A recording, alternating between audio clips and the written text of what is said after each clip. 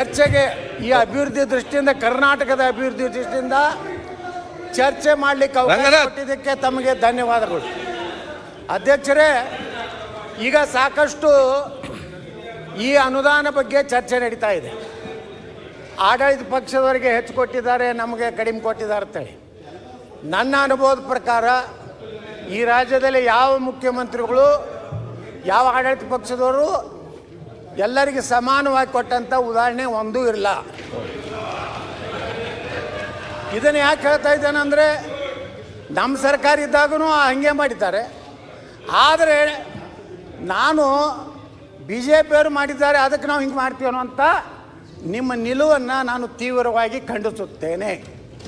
ಯಾಕಂದರೆ ಒಬ್ಬ ರಾಜ್ಯದ ಮುಖ್ಯಮಂತ್ರಿಗಳು, ಅಧ್ಯಕ್ಷರೇ, ಇವತ್ತು ನಾನು ನನ್ನ ಮತಕ್ಷೇತ್ರದ ಫುಟ್ಪಾತ್ ಬಗ್ಗೆ ಮಾತಾಡೋದಿಲ್ಲ, ರಸ್ತೆ ಬಗ್ಗೆ ಮಾತಾಡೋದಿಲ್ಲ. ಏನೋ ಅತಿ ಪ್ರಭಾವ ಯಾವಾಗಲೂ ಯಾವ ಸರ್ಕಾರ ಇದ್ದರೂ ಬಂದಿದೆ, ಬರಗಾಲ ಯಾವಾಗಲೂ ಬಿದ್ದದ. ಆಯಾ ಕಾಲದಿದ್ದ ಸರ್ಕಾರ ಎಷ್ಟು ಕೆಲಸ ಮಾಡ್ಯಾರ ಅನ್ನೋದು ರಾಜ್ಯ ಜನರಿಗೆ ಗೊತ್ತಿದೆ. ಆದರೆ ನಮ್ಮ ಮೂಲ ಸಮಸ್ಯೆ ಏನಂದ್ರೆ ಅಧ್ಯಕ್ಷರೇ, ಇವತ್ತು ಕೃಷ್ಣಾ ನೀರಾವರಿ ಯೋಜನೆ.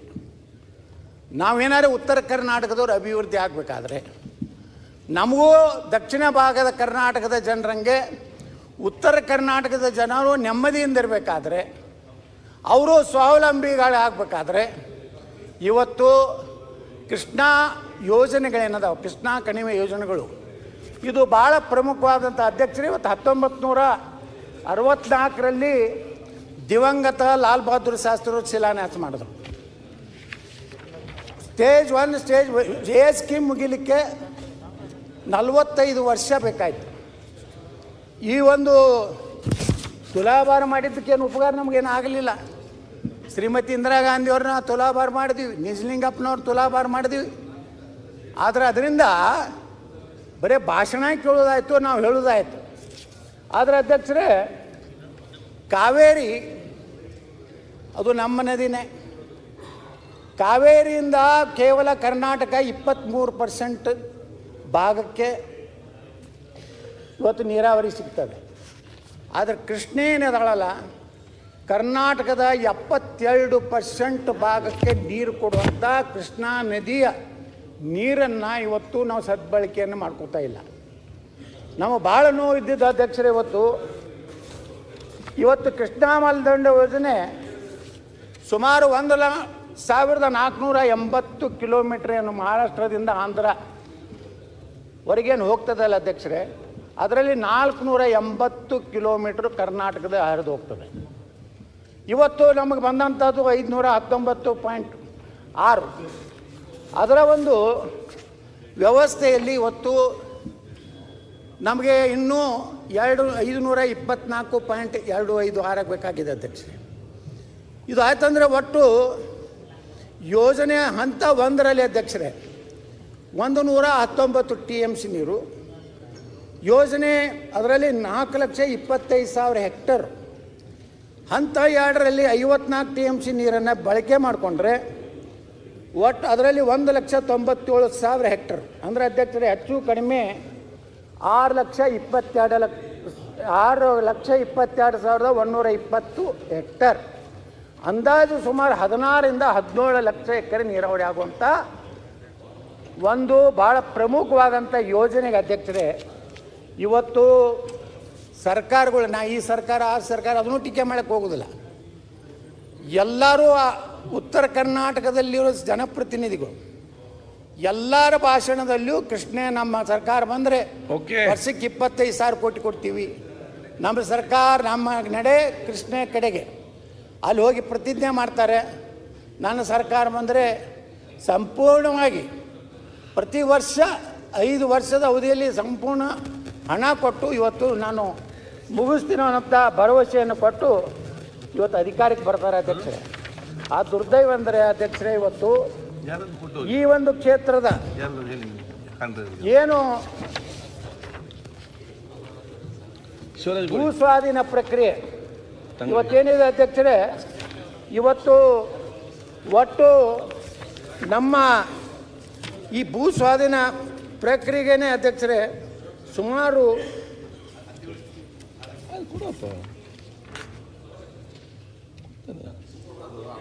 ಎಕರೆ 1,33,867 ಎಕರೆ ಭೂ ಸ್ವಾಧೀನ ಆಗಬೇಕಾಗಿದೆ ಅಧ್ಯಕ್ಷರೇ. ಇದರಲ್ಲಿ ಈಗ ನಮ್ಮ ಸರ್ಕಾರ ಇದ್ದಾಗ, ಅದರಲ್ಲಿ ವಿಶೇಷವಾಗಿ ನಮ್ಮ ಬೊಮ್ಮಾರಿದ್ದಾಗ ಈ ಭೂ ಸ್ವಾಧೀನ ಪ್ರಕ್ರಿಯೆಯನ್ನು ಪ್ರಾರಂಭ ಮಾಡಿದ್ರು.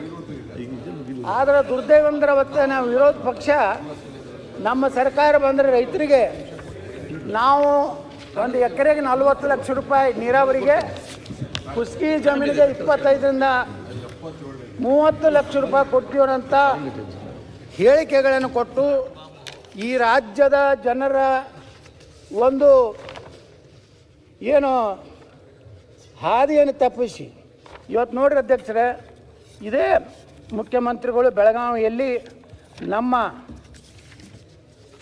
ಕೃಷ್ಣಾ ಕಣಿವೆಯಲ್ಲಿ ಬರುವಂಥ ಶಾಸಕರ ಸಭೆ ಮಾಡಿದ್ರು. ಆ ಸಭೆ ಮಾಡಬೇಕಾದ ಕಾರಣ ಅಂದ್ರೆ ಬಾಗಲಕೋಟೆಯಲ್ಲಿ ಪಕ್ಷಾತೀತವಾಗಿ ಏನು ಸಂತ್ರಸ್ತರು ಈ ಒಂದು ಪರಿಹಾರವನ್ನು ಕೊಡಬೇಕಂತೇಳಿ ಇವತ್ತೇನು ಅಲ್ಲಿಯ ರೈತರು ಹೋರಾಟಕ್ಕಿಳಿದಾಗ ಮುಖ್ಯಮಂತ್ರಿಗಳು ಹೇಳಿದ್ರು, ಬೆಳಗಾವಿ ಅಧಿವೇಶನ ಮುಗಿದ್ರೊಳಗಾಗಿ ನಾನು ಎಷ್ಟು ಪರಿಹಾರವನ್ನು ನಾವು ಎಕರೆಗೆ ಯಾವ ರೀತಿ ನಾವು ಪರಿಹಾರವನ್ನು ಕೊಡ್ತೀನೋ ಅಂಥದ್ದನ್ನು ಹೇಳಿದ್ರು ಅಧ್ಯಕ್ಷರೇ. ಆ ದುರ್ದೈವ ಅಂದರೆ ಇನ್ನೂವರೆಗೂ ರಾಜ್ಯ ಸರ್ಕಾರ ಭೂ ಸ್ವಾಧೀನ ಪ್ರಕ್ರಿಯೆಯನ್ನು ಪ್ರಾರಂಭ ಮಾಡಲಿಲ್ಲ. ರೈತರಿಗೆ ಕೊಡಬೇಕಾದಂಥ ಭೂ ಸ್ವಾಧೀನದ ಹಣ ಕೊಡುವಂಥ ಯಾವ ರೇಟ್ ಕೊಡ್ತೀರೋ ಅನ್ನೋಂಥದ್ದನ್ನು ಇನ್ನೂವರೆಗೂ ಇವತ್ತು ಸರ್ಕಾರ ಘೋಷಣೆ ಮಾಡದೆ ಇವತ್ತು ಅಧ್ಯಕ್ಷರೇ ನಾನು ವಿನಂತಿ ಮಾಡ್ಕೋತೀನಿ ಸರ್ಕಾರಕ್ಕೆ, ಸುಮಾರು 1.5 ಲಕ್ಷ ಕೋಟಿ ರೂಪಾಯಿ ಬೇಕು. ಇದೆಲ್ಲ ನಮ್ಮ ಸುಮಾರು 177 TMC ನೀರನ್ನು ಸದ್ಬಳಕೆ ಉತ್ತರ ಕರ್ನಾಟಕದ ಅಭಿವೃದ್ಧಿ ಸಲುವಾಗಿ, ಇದು ಕೇವಲ ಉತ್ತರ ಕರ್ನಾಟಕ ಅಧ್ಯಕ್ಷರೇ, ತುಮಕೂರುವರೆಗೆ ಕುಡಿಯೋ ನೀರನ್ನು ಕೊಡುವಷ್ಟು ಸಾಮರ್ಥ್ಯ ಇರುವಂಥ ಕೃಷ್ಣಾ ಯೋಜನೆಗೆ ಇವತ್ತೇನು ಸರ್ಕಾರ ಏನು ಹೇಳಿದೆಯಲ್ಲ, ನಾವು ಇಷ್ಟು ಹಣ ಕೊಡ್ತೀವಿ ಅಂತೇಳಿ ಇನ್ನೂವರೆಗೆ ನಮ್ಮ ಬಜೆಟ್ನಲ್ಲಿ 1 ರೂಪಾಯಿ ಇಟ್ಟಿಲ್ಲ ಅಧ್ಯಕ್ಷರೇ. ಈ ಸಲದ ಬಜೆಟ್ನಲ್ಲಿ ಕೃಷ್ಣಾ ಕಣಿವೆಯ ಯಾವ ಯೋಜನೆಗಳಿಗೂ ನಿರ್ದಿಷ್ಟವಾಗಿ ಇಷ್ಟು ಹಣ ಅನ್ನುವಂಥದ್ದು ಕೊಟ್ಟಿಲ್ಲ. ಭೂ ಸ್ವಾಧೀನ ಪ್ರಕ್ರಿಯೆ ಸಂಪೂರ್ಣವಾಗಿ ಸ್ಥಗಿತ ಆಗಿದೆ. ನಾವೆಲ್ಲ ಭಾಳ ಇದನ್ನು ಯಾವ ರೀತಿ ಅಂದರೆ ಅಧ್ಯಕ್ಷರೇ, ಇವತ್ತು ಸುಮಾರು ನಮ್ಮ ರೈತರು ಅವರ ಈಗ ಎಲ್ಲಿ ಸ್ವಾಧೀನ ಆಗ್ತೈತೆ ಅನ್ನೋದ್ರ ಮ್ಯಾಗೆ ಪ್ರತಿಯೊಂದರ ರೈತರ ಭೂಮಿ ಮೇಲೆ ಇದನ್ನು ಮುಳುಗಡೆ ಪ್ರದೇಶ ಅಂತೇಳಿ ಆ ಉತ್ತಾರಿಗಳ ಮೇಲೆ ಇವತ್ತು ಉಲ್ಲೇಖ ಮಾಡಿದ್ದಾರೆ. ಹಿಂಗಾಗಿ ಆ ರೈತರಿಗೆ ಸಾಲ ಸಿಗ್ತಾ ಇಲ್ಲ. ರೈತರು ಮತ್ತೊಂದು ಕಡೆ ಜಮೀನು ತಗೊಂಡು ಅವ್ರು ಹೊಸ ಜೀವನ ಪ್ರಾರಂಭ ಮಾಡಬೇಕಂದ್ರೆ ಆ ರೈತರಿಗೆ ಯಾವುದೇ ರೀತಿಯ ಇವತ್ತು ಸರ್ಕಾರದ ನಿರ್ದಿಷ್ಟವಾದಂಥ ಉತ್ತರ ಇವತ್ತು ಸಿಗ್ತಾ ಇಲ್ಲ ಅಧ್ಯಕ್ಷರೇ. ಇದರಿಂದ ಅಧ್ಯಕ್ಷರೇ, ನಮ್ಮ ಉತ್ತರ ಕರ್ನಾಟಕದ ಏನು ನೀರಾವರಿ ಯೋಜನೆಗಳಿದಾವೆ ಅದರ ಒಂದು ಉದ್ದೇಶ ಇವತ್ತೇನಾದರೂ ಸರ್ಕಾರಕ್ಕೆ ನಿಜವಾಗಿ ಕಳಕಳಿದ್ರೆ, ದುರ್ದೈವ ಅಂದರೆ ನಮ್ಮ ರಾಜ್ಯದಲ್ಲಿ ಏನಾಗಿಬಿಟ್ಟಿದೆ ಅಧ್ಯಕ್ಷರೇ, ಉತ್ತರ ಕರ್ನಾಟಕದ ಶಾಸಕರು ಇದರ ಬಗ್ಗೆ ಯಾರು ಆಡಳಿತದಲ್ಲಿದ್ದಾಗ ಬೇರೆ ಮಾತಾಡ್ತಾರೆ, ವಿರೋಧ ಪಕ್ಷದಲ್ಲಿದ್ದಾಗ ಬೇರೆ ಮಾತಾಡ್ತಾರೆ. ಇದರಿಂದ ಇವತ್ತು ಸಂಪೂರ್ಣವಾಗಿ ಉತ್ತರ ಕನ್ನಡ ಇವತ್ತು ನೋಡಿ ಇಲ್ಲ ಅಧ್ಯಕ್ಷ, ನಾನು ಜನರಲ್ ಎಲ್ಲಾನು ವಿಷಯ ತೊಗೊಂಡು ಮಾತಾಡ್ತೇನೆ. ಸ್ಪೆಸಿಫಿಕ್ ಆಗಿ ನಾನು ವಿಧಾನಸಭೆದ ಏನೂ ಹೇಳುವುದಿಲ್ಲ. ಯಾಕಂದ್ರೆ ನಾನು ವಿಧಾನಸಭೆಯಲ್ಲಿ ಅಂತ ಮೂಲಭೂತ ನನ್ನ ಮಾತಾಡಬೇಡಿ. ಕೃಷ್ಣಾ ಯೋಜನೆಯನ್ನ ಸರ್ಕಾರದ ನೀತಿ ಏನು, ಸರ್ಕಾರ ಇವತ್ತು ಯಾವ ಇದರಲ್ಲಿ ಈ ಒಂದು ನೀವೆಲ್ಲ ಅರ್ಜೆಂಟ್ ಅಲ್ಲಿ ಕೈ ಎತ್ತೋರ ಪರಿಸ್ಥಿತಿಯಲ್ಲಿ ಮಾತಾಡಿ ಹೋಗ್ಲಿಕ್ಕೆ ಅರ್ಜೆಂಟ್ ಅಲ್ಲಿ ಇವತ್ತೇನಾಗಿದೆ, ಮೊದಲ ಹಂತದ್ದೇ ಇವತ್ತು ನೀವು ಹೇಳಿದ್ದೆ ಕೂಟಕ್ಕೆ ಹೋಗಿಲ್ಲ ನಾವು. ಇವತ್ತು ಮೊದಲ ಹಂತದ ಯೋಜನೆನೇ 45 ವರ್ಷ ತಗೊಂಡಿದೆ. ಇನ್ನು 3ನೇ ಹಂತ 4ನೇ ಹಂತ ಇವರ ಲೆಕ್ಕಾಚಾರ ನೋಡಿದ್ರೆ ಇವತ್ತು ವಿಷಯ ಬಹಳಷ್ಟು ತಿಳಿಸಿದ್ರಿ, ವಿಚಾರ ಲಕ್ಷ ಕೋಟಿ ರೂಪಾಯಿ ಏನಿದೆ, ಓಕೆ, ನೀವು ಹೆಂಗೆ ಗ್ಯಾರಂಟಿ ಅಂತ ಹೇಳಿ ತಗೊಂಡ್ ಬಂದಿರಲ್ಲ, ಸರಿ, ಹಂಗ ಕರ್ನಾಟಕ ಸರ್ಕಾರ 1 ಲಕ್ಷ ಕೋಟಿ ರೂಪಾಯಿ ಸಾಲ ಮಾಡಿ ಆದ್ರೂ ಉತ್ತರ ಕರ್ನಾಟಕದ ನೀರಾವರಿ ಯೋಜನೆ ಮುಗಿಸ್ಬೇಕು. ಮತ್ತೇನು ರೈತರಿಗೆ ಇವತ್ತೇನು ಭೂ ಪರಿಹಾರ ನಾವು ಎಟ್ಟು ಕೊಡ್ತೀವಿ ಅನ್ನೋಂಥದ್ದು ಸರ್ಕಾರ ಇವತ್ತು ಅದನ್ನ ಮಾನ್ಯ ಮುಖ್ಯಮಂತ್ರಿಗಳು ತಮ್ಮ ಉತ್ತರ ಕೊಡುವ ಕಾಲದಲ್ಲಿ ಕೃಷ್ಣಾ ಕಣಿವೆಯ ರೈತರಿಗೆ ಇವತ್ತೇನು ಸುಮಾರು 1,33,000 ಎಕರೆಯನ್ನು ಇವತ್ತು ನೀರಾವರಿಗೆ ನಮ್ಮ ಯೋಜನೆಗೇನು ಭೂ ಸ್ವಾಧೀನ ಮಾಡ್ತಾ ಇದ್ದಾರೆ.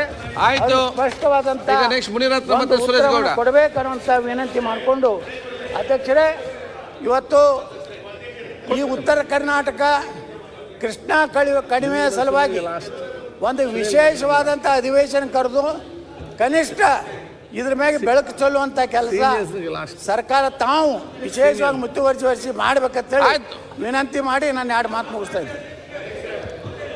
ಕೊಡ್ತೇನೆ ಸಭಾಧ್ಯಕ್ಷರೇ, ಕೊಡ್ತೇನೆ. ನೋಡಿ, ಸುರೇಶ್ ಅವರು ಮಾತಾಡಿದ್ರು, ಕೃಷ್ಣಪ್ಪ ಅವ್ರು ಮಾತಾಡಿದ್ರು, ಕೊಡ್ತೇನೆ ನಿಮ್ಗೆಲ್ಲರಿಗೂ ಕೂಡ. ಜನಸಂಖ್ಯೆ ಸದಸ್ಯ ಅನುಗ ಕೊಡ್ತೇನೆ, ಕೂತ್ಕೊಳ್ಳಿ. ಊಟ ಆದ ತಕ್ಷಣ ಬಂದು ಸಭಾಧ್ಯಕ್ಷರೇ, ಬೆಳಗ್ಗೆಯಿಂದ ಬೆಂಗಳೂರು ಬಗ್ಗೆ, ಟನಲ್ ಬಗ್ಗೆ, ಎಲ್ಲ ವಿಷಯಗಳ ಬಗ್ಗೆನೂ ಚರ್ಚೆ ನಡೆದಿದೆ ಸಭಾಧ್ಯಕ್ಷರೇ. ಕೊಡುವ ಗಡಿಬಿಡಿ ಮಾಡಬೇಡಿ.